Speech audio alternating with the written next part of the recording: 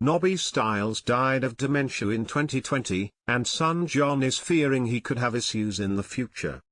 The cost of caring for footballers with dementia caused by heading the ball could reach £1 billion, campaigners have warned. Now relatives, including the son of England World Cup winner Nobby Stiles, are calling for more support for ex-players living with dementia.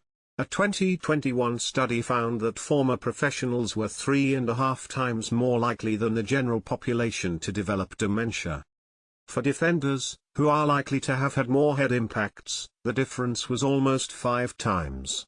Last year, the Premier League and Professional Footballers Association pledged £1 million for former players living with dementia.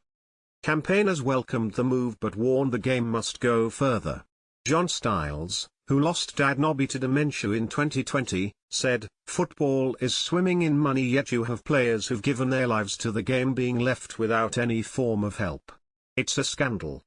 John, who played for Leeds United, now fears he too could develop dementia and is campaigning to educate current players about the dangers of heading footballs. The 59-year-old said, "This deadly epidemic has to stop.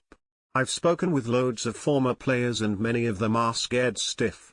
I'm terrified too. I set myself little exercises each day, like trying to finish the crossword." John is one of 30 former players who have begun legal action against football's governing bodies. Last month, Sports Minister Stuart Andrews said he was putting pressure on the Premier League and the PFA to go beyond the £1 million brain health fund they have launched. He wants them to create a charity with sustainable funding to support former players living with dementia. MPs also called for dementia in sport to be classed as an industrial disease, so retired players could access benefits to pay care costs. In all, 5 members of England's victorious 1966 side developed dementia before their deaths. Ray Wilson died in 2018, Martin Peters in 2019, Nobby and Jack Charlton in 2020, and Bobby Charlton last year. Bobby and Jack Charlton both developed dementia before their deaths. Judith Gates launched the charity Head Safe Football after her ex-footballer husband Bill was diagnosed with dementia in 2017. A central defender for Middlesbrough, he died last year, aged 79. Her calculations showed caring for footballers with the disease could cost £1 billion over the next 30 years.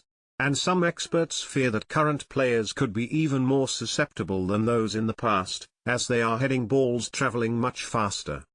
Bill's story, and the scale of the crisis facing football, are told in a new book, No Brainer, which will be launched this month. Judith said, "Bill was one of the first players to live the millionaire lifestyle, because we ran a chain of sports shops. We had a home in the Cayman Islands and a house overlooking a golf course in Florida.